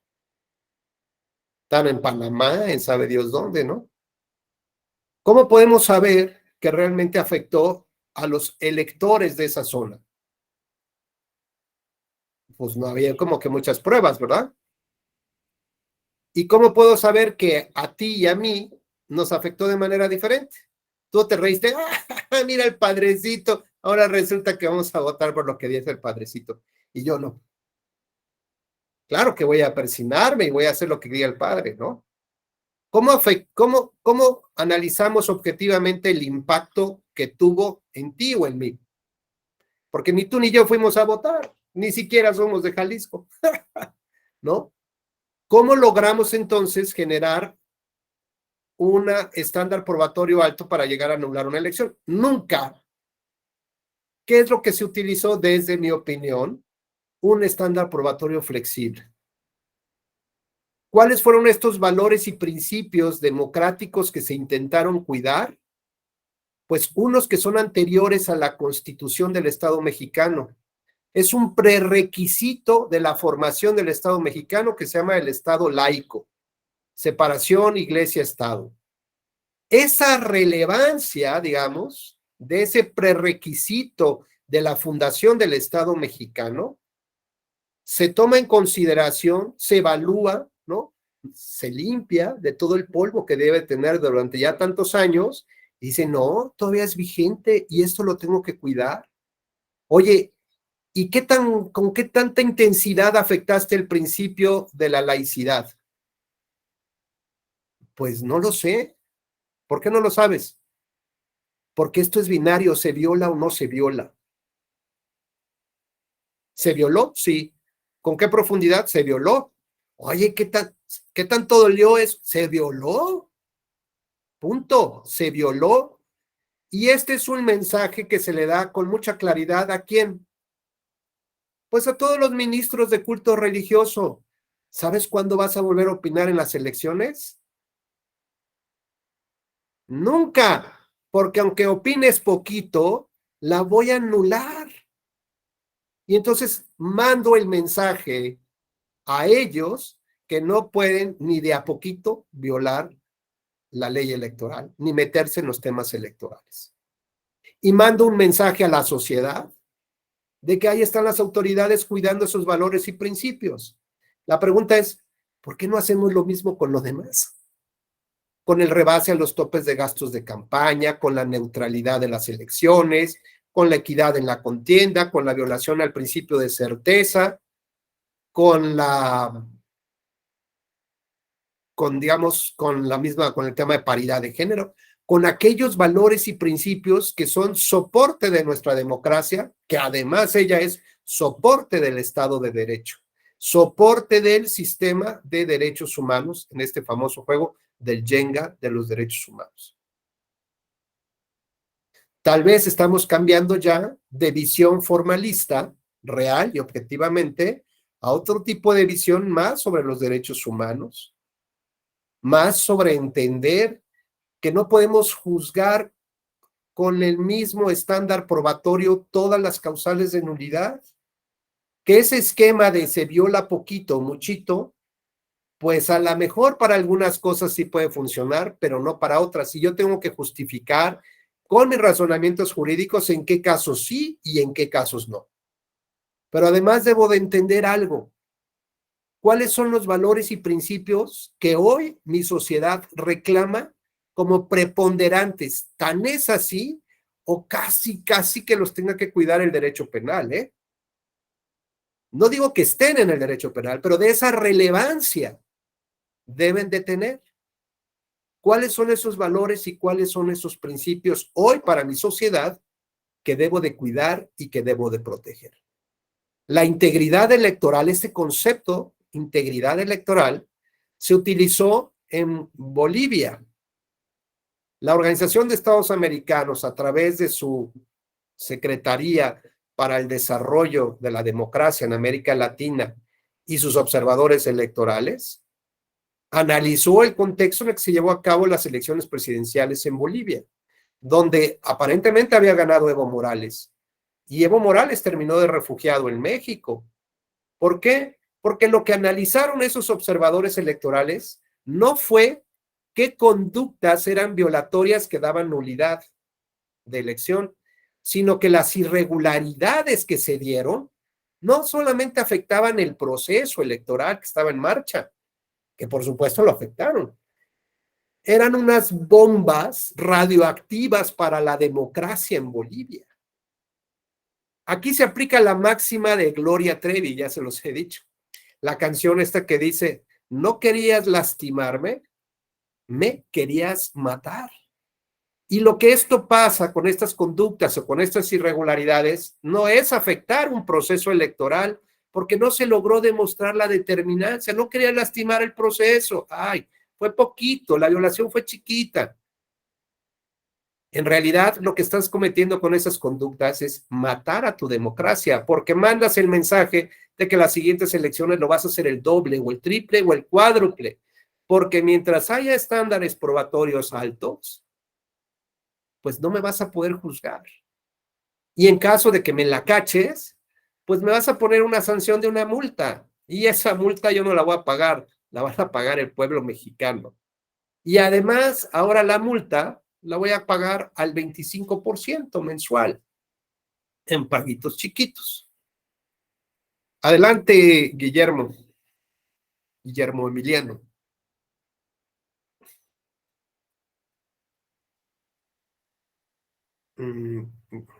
Guillermo Córdoba, ¿no? ¿Estás por ahí? Ahí estás. Comentaba yo, maestro, que sí comparto una parte respecto a los estándares que usted muy acertadamente comentaba.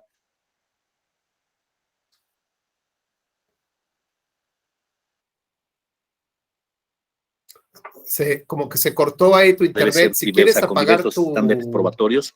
En el caso particular del artículo de violaciones a acción. Si quieres, Guillermo, si quieres apagar tu cámara, a ver si se escucha mejor. A mí me ha generado muchas dudas.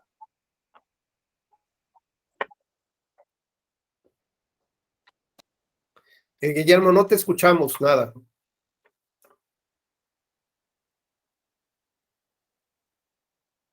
Bueno, en lo que recuperamos a Guillermo del congelamiento, ¿alguien más quiere participar? Estamos prácticamente cerrando esta primera jornada de reflexiones.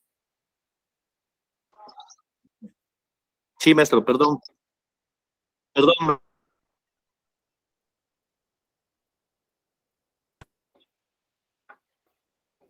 Guillermo, si quieres apagar tu cámara, tal vez tengamos mejor audio. Excelente. Ya, maestro, ahora ya sí te escuchamos. Perfecto. Gracias, maestro. Adelante. Sí, maestro, gracias.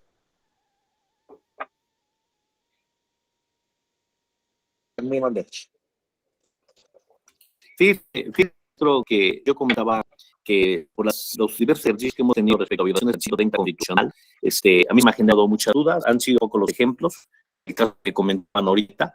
El mensaje es muy claro, pero lamentablemente la consecuencia es la más grave, porque definitivamente no.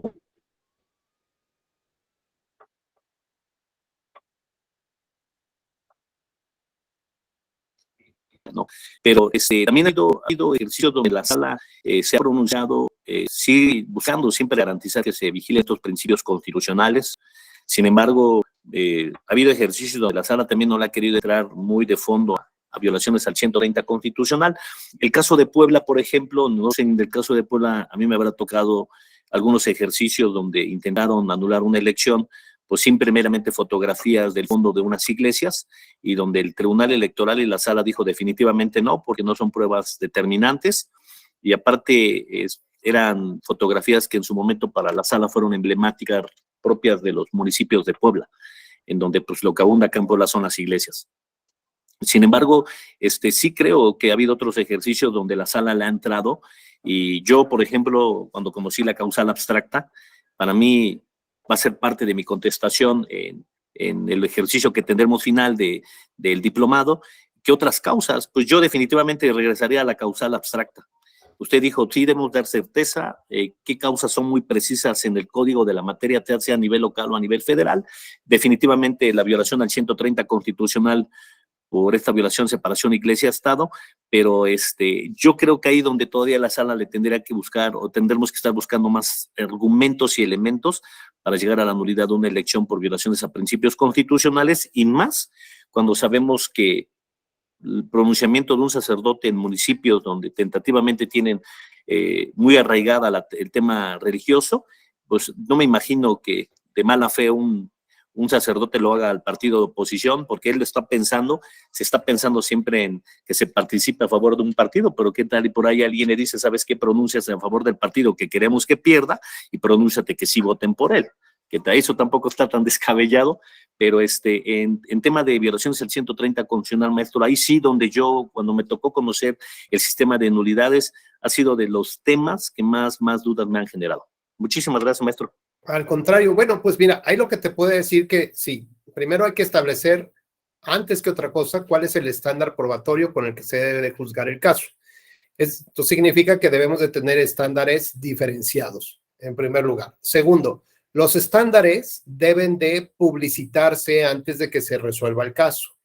Con ello, pues para todos les da claridad de qué tipo de elementos probatorios con los cuales puedes acceder, y que los tribunales, con eso sería suficiente para que resuelvan. Y resuelvan bien, ¿no? Tercero, ¿cuáles son los valores y principios que intento rescatar? Por ejemplo, este estándar probatorio flexible, desde mi opinión, que se utilizó para el caso de Tlaquepaque, Jalisco. Y yo diría, bueno, pues a lo mejor todavía faltaría hacer un análisis, ¿no? Como dices, en estas violaciones del 130 constitucional, primero que nada porque fueron creadas a partir de la división o separación no de la iglesia, sino de la iglesia católica y el Estado. Hoy, ¿cuál es el papel que tiene la iglesia católica? Yo diría, pues es el mismo de relevancia que tuvo en la fundación del Estado mexicano, pues a lo mejor ya no. Dices, algunos municipios, bueno, pues a ver, podría afectar a las elecciones municipales, pero una elección nacional podría afectar lo que digan los padres en una misa. Bueno, pues a lo mejor si hablamos que la sociedad o la comunidad sigue en esa, digamos, en esa manipulación de hace más de 100 años, que no hemos avanzado, no hemos crecido, que no tenemos conciencia para decir, pues si el padrecito dice esto, pues tengo que hacerlo, ¿no? O tendría que hacer yo otra cosa. Las generaciones han evolucionado, el internet, y todo el mundo se saca TikToks, ¿no? Hasta las comunidades indígenas sacan TikToks. ¿Y esto qué significa? Que seguimos en ese atraso cultural. Es un tema de valorar. Hoy no hay otras religiones, hay más de 5,000 religiones reconocidas por la Secretaría de Gobernación. Está la maradoniana, apenas alguien casó ahí, ¿no? La religión maradoniana. ¿Y eso qué significa? La utilización de símbolos religiosos. Usar la camiseta de Diego Armando Maradona sería lo mismo que utilizar una cruz de la religión católica. Pues en teoría sí, ¿no? Porque son simbolismos religiosos. Pero te puedo apostar que un juez no va a anular por usar una camiseta de Diego Armando Maradona, el 10, que sí utiliza, digamos, los símbolos, ¿no? Incólumes de Santa Teresa de Jesús, por ejemplo. Entonces, pareciera que la norma está construida para perjudicar, en realidad, a una religión específica que fue la católica. Oye, ¿y las demás religiones no tienen simbolismos? Pues quién sabe. No, pues tienes que resolverlo, porque si eres juez que va a resolver sobre los símbolos religiosos, tendrías que ser un experto en estas 5,000 religiones y no nada más ser experto en lo católico, ¿no? En lo evidente y en lo obvio. Oye, la religión, ¿qué significa a final de cuentas? Pues significa que es una filosofía de vida. Ok, está bien, ¿no? Como el cristianismo, está perfecto. La diferencia es que esté registrada por Secretaría de Gobernación. No, pues un registro formal entenderíamos que no. Así que los que protegen el culto de la Santa Muerte, que no es una religión oficial, ¿no podrían entrar a ese mismo concepto de la simbología de la Santa Muerte? ¿O solamente es porque está registrada o no está registrada? Eso no creo que sea lo que identifique a un símbolo religioso. Y si es una filosofía de vida, de pensamiento y de vida, ¿qué a poco no los comunistas, los marxistas, los capitalistas, ¿no? También son una forma de pensamiento y de vida. Incluso los ateos, el ateísmo, pues también vendría a ser una religión, ¿no?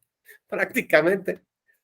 Es importante entonces hacer un análisis más serio de lo que implica la religión, la religiosidad y los símbolos religiosos, así como la participación real y efectiva hoy de los distintos ministros que implican las 5,000 religiones o más que se ha reconocido por el Estado mexicano. Adelante, Carla, ya con eso terminamos.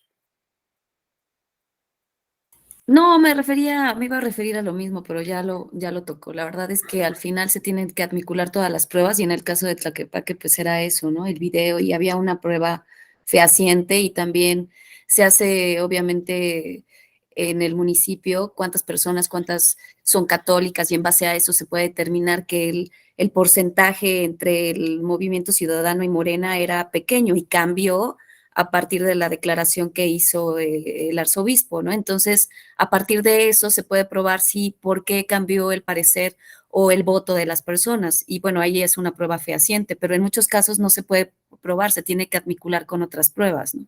Pero ahora más que nada eso, en relación a lo que decía, ¿no? A mí me parece, por ejemplo, que esa prueba no es una prueba objetiva y directa, sino justamente esa prueba está admiculada con demasiados indicios para creer que eso pudo haber sido lo que transformó a ese margen, ¿no? O cambiar ese pequeño margen. Pero ¿qué tal si eso no fue? ¿No? O sea, ¿cómo sabemos a ciencia cierta que eso fue? Bueno, podemos suponer varias cosas. Y este brinco de un hecho a otro, que se trata de generar pruebas indiciarias, justamente de adminiculación de todos los elementos, me podría llegar al punto de, si utilizo un estándar probatorio alto, no hubiera anulado. Si utilizo un estándar probatorio flexible, donde distribuyo el error de esta manera, donde rescato estos valores que son prerequisitos de la Constitución del Estado moderno mexicano, pues entonces sí. ¿Por qué? Pues porque basta con que aparentemente pareciera esto para que yo anulara. Sí, pero aquí lo que vieron fue el principio de la separación iglesia-estado, ¿no? Que es lo que implica, o sea, eso es lo que tendría que ser un estado neutro, ¿no? Entonces, pues sí, fue una línea, ¿no? Que hay, y es un ejemplo para los demás, pues sí, pues a los demás arzobispos y para las otras religiones, ¿no? Entonces, pues es un estado laico, entonces al final creo que ese principio fue el que se admiculó, ¿no? Bueno, creo. Claro, aquí lo importante, Carla, compañeras y compañeros, y con eso terminamos, es que el rescate a este valor del Estado laico hizo que se utilizara un estándar probatorio flexible. ¿Correcto? La justipreciación de ese valor explícito e implícito de nuestra Constitución, que es el Estado neutro o el laicismo, es lo que hace justificar tener un estándar probatorio flexible. ¿Queremos analizar qué es lo que daña de fondo a la democracia? Bueno, pues ahí es lo que tenemos que tomar en cuenta. Valoremos, justipreciemos y entonces exijamos que dependiendo de eso que quiero proteger, reduzcamos el estándar probatorio, porque hay un interés mayor, superior, hay un plan maestro que es proteger a nuestra democracia más que las elecciones que están pasando en este momento. Muy bien, bueno, pues hasta aquí quedamos con este conjunto de reflexiones. Mañana ya platicamos sobre cada una de las causas de nulidad que nos toca ver y nos vemos, si Dios quiere, nos vemos mañana a las 9. Gracias. Hasta luego, profesor, compañeros. Buen día. Gracias, igualmente, buen día.